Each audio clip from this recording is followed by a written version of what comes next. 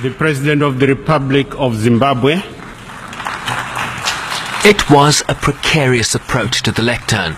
The 93-year-old leader unsteady on his feet, but not in word, reminding the Assembly that his government was a strong advocate for the sovereignty of nations.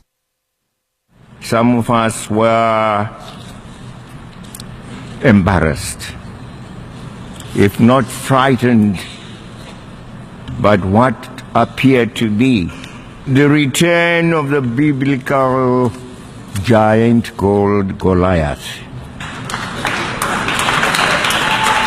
Are we having a return of Goliath to our midst, who threatens the extinction of other countries?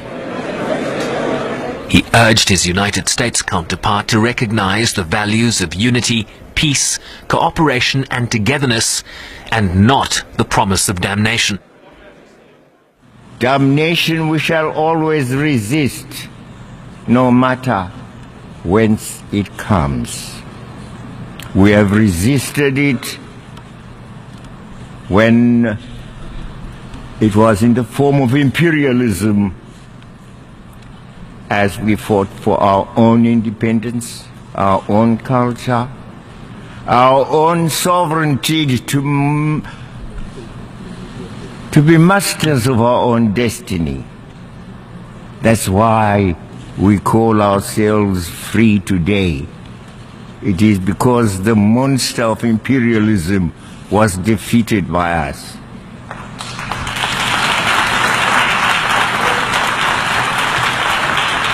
Bring us another monster, by whatever name, he will suffer the same consequences.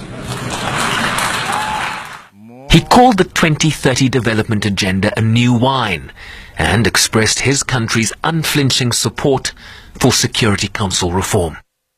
Mr. President, the overwhelming majority of us have accepted that we need to reform the current system in order to improve but not destroy it.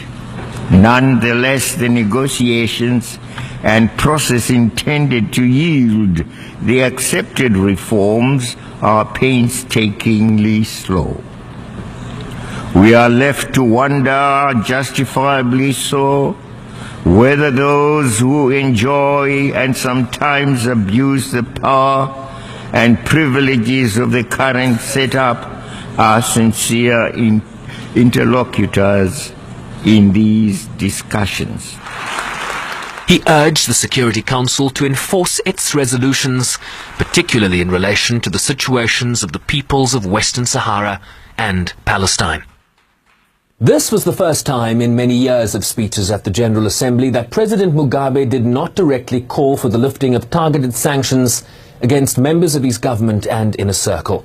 And although he clearly struggles to walk the world's oldest head of state, was still able to deliver some punches, and in the process had many in the room smiling and applauding, if only at the punchlines. Sherman Bryce-Pease, SABC News, New York.